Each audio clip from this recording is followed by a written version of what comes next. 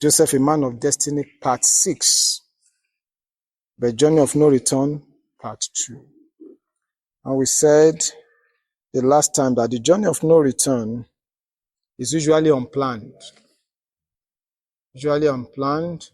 It's always an innocent adventure, innocent assignment. Go and check your brothers, which seems to be like a routine assignment.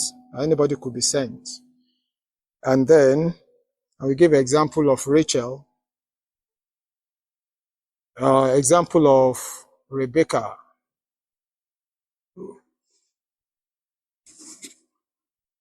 who became Joseph's mother. Rachel, who became Joseph's mother. She was just asked, go and feed the so and so. And before you know it, she met somebody that was going to become her husband. She was taken back. Apostle Saul too, Saul of Tarsus too, had the same experience. He wanted to go and persecute the church. But before he knew it, he became somebody that was preaching the gospel. So it's always usually an accidental one. And I don't know whether we said this. The person that was sent on such an errand will be so confident. I know my way. I'm sure nothing will happen on this road. Joseph went out boldly, believing that he could deliver the assignment. Saul went out confident that he was going to persecute the church. But unfortunately, he couldn't accomplish that task, and God made him to accomplish a greater task. So we'll be going to Journey of Destiny part 2 today, and we'll be looking at a question that was asked to Joseph. They asked him, what are you seeking? Genesis 37, verse 15 and 16. Genesis 37, 15 and 16. What are you seeking? So now a certain man found him, and there he was, wandering in the field. And the man asked him, saying, what are you seeking? So he said, I'm seeking my brothers. Please tell me where they are feeding their flocks. What are you seeking? What are you seeking? In the journey of life, particularly in the journey of no return, it is very likely you get to a stage in life, questions will arise. Naturally, questions will arise. There is no journey you embark on that you don't get to a particular juncture or junction that questions will not come. It brings several questions. And some of the questions will be asked by outsiders. They'll ask you, how are you doing this? Your friends, your colleagues. It could even be our parents, because they don't understand you. They'll sit you down one day and say, come, let's talk. What's your problem? I've spent this much money on you. I've sent you to the best schools. I've sent you to this. Why are you behaving like this? So in the journey of destiny and journey of no return, there will be several questions. And the question could be disturbing. Some people, when they ask them such questions, they will get home, they will almost feel like committing suicide. Because they will be adding salt to their injuries. Because the person has been bothered with such questions. This man saw Joseph and said, what are you seeking? What do you think will make the man to ask him such a question? Because probably, number one, Joseph appeared to be lost. He appeared to be lost. He was sort of lost in the wilderness. Maybe the man had seen him just like Fela sang a song in these days. It's a perambulation. How many of us know that song? That you don't know perambulation? Wow. Okay, you're not an Afrobeat freak. Fela sang that song in the 80s. It's a perambulation. To be perambulating is just to be going everywhere. And he described Nigerians as perambulators. Government perambulating, citizen perambulating, because there is no policy, direction, nothing. So Joseph was seen as someone that was lost, perambulating, just lost. In the journey of life, many people are lost. When they embarked on the journey, they were so confident. Joseph was confident when he left home. It was an unplanned journey, but he was lost. So when the man saw him, that this boy doesn't seem to know why he's here. So he said, what are you seeking? What are you seeking? I pray for you that the person that will ask you the right question, that will redirect you to your roots, God will give unto you. Because the question is very important to him. What are you seeking? If you are lost, somebody needs to ask you. Because you may be lost and not know. Is it possible? Very possible. You may be lost and not know. Many people are lost, but they still believe they are on the right path. They are still putting all their energy into what they are doing, but they are lost. So, some of those questions will come because people perceive that this guy seems to be a lost person. Another reason why questions may be raised if they see someone that is hopeless. Is there, but no hope. And when you see someone that is hopeless, there will be no joy. An hopeless person will just be there. Like the Yoruba says, there as if he's not there. He will just be part of the number. But nothing, not contributing anything significant. He's a member of the family, but he's not an influential, he's an inconsequential part of the family. So the question was asked Joseph because he seems to be hopeless. Can't just pinpoint exactly what he was the one that knew in his heart he was looking for his brothers. Everybody around him didn't know what he was looking for. To him, he was just hopeless, just moving all over the place there. So the man asked him, what are you seeking? Because what you are seeking will determine your hope. A man that has hope is somebody that he has something he's pursuing.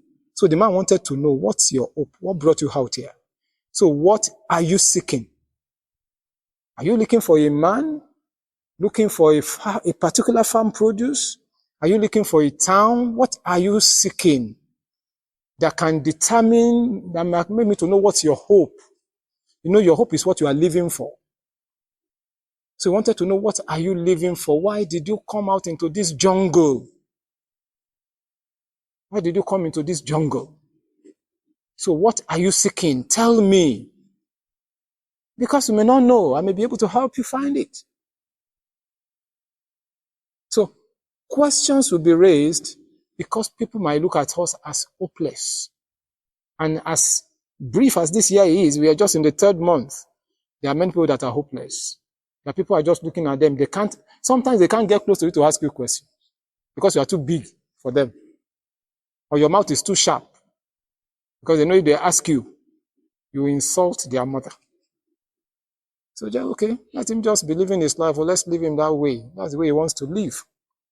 So it might be because they saw him as a hopeless boy in the wilderness. So what are you seeking? Another word is groping in the dark. To grope in the dark means you are doing like this. Everywhere is dark. You are finding your way. Groping in the dark. You don't really know the next turn, the next line of action.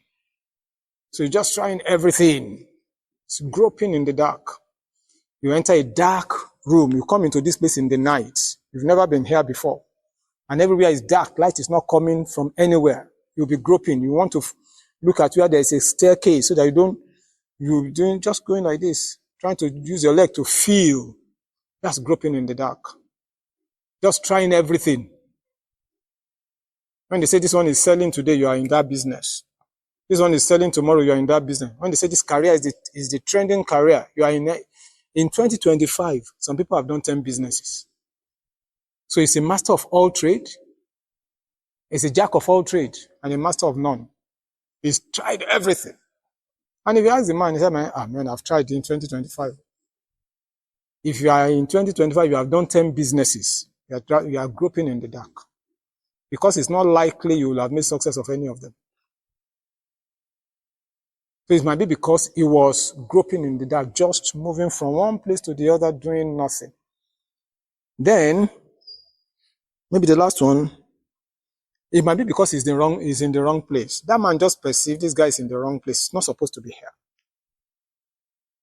You know, there are some people that can see us from afar, and they just know you're in the wrong business. Somebody might be able to tell you are staying in the wrong town, and they might tell you, can you just relocate from here? Remember, we met a young lady many years ago. You know, those people that just wanted to jackpot, they don't call it jackpot, 20 years ago in Nigeria. And they found themselves in Africa. Beautiful girl, she finished school cert and moved out. But she became somebody that everybody was trying to sleep with. Then she came to church. Even within church, they still wanted to do. And then one day, mommy just called her and said, you have to go back home. Just have to go back to Nigeria. You can't continue to stay here. You're doing nothing. Go back home. But the fear of going back home was a problem. Where will she go? Okay, don't worry, when you get back home, I'll give you a job. You come and be doing assistant teacher in our school. You'll be doing this. Within 1 or 2 years, she came back, she got married. If she had remained there, she would have gotten pregnant, have children that will have no father. Many people are in the wrong place. What are you seeking? Could mean you are in the wrong place. So what you are looking for is not here. And what Joseph was looking for was not where he was. It was that man that now told him, I heard your brother say, let us go to Dothan. He will have stayed in that one place looking for his brother, and he will look for them for eternity. He won't find them. Many people are abroad today because they are looking for something. They are looking for wealth, but they never found the wealth. I'll give another classical example. I've never met the man, but two people have given a testimony of him. He traveled to the United Kingdom, and he was living on government subsidy. One day, I think somebody went to preach in their church, and he returned to Nigeria. Today he's a billionaire. If he had stayed in that country, he would be poorer than the church rats. And I know church rat is no more poor. He would have been very poor. Because that place was a wrong place for him to be. I pray you will not stay in the wrong place. Amen. Joseph was in the wrong place. He was looking for his brothers in the wrong place. So the question came, what are you seeking? So God is asking you today, or you are asking yourself, or people have been asking you, what are you seeking? If you can answer them well, it will determine the answer you get back. What are you seeking? Are you beginning to feel hopeless in 2025? Just the third month has just begun. Are you lost? Are you feeling lost in the crowd? Are you having a feeling that you are just groping in the dark? You just don't know what you want. Everywhere seems dark. You can't find your way. And everybody seems to be moving fast past you and achieving their vision. So God is asking, what are you seeking? Or you are even feeling already you are in the wrong place. What are you seeking? That man asked Joseph. And that question led him out of his dark places. I want you to stand on your feet and pray this afternoon that if I'm groping in the dark, shine your light. Shine your light into the darkness of my situation. Shine your light.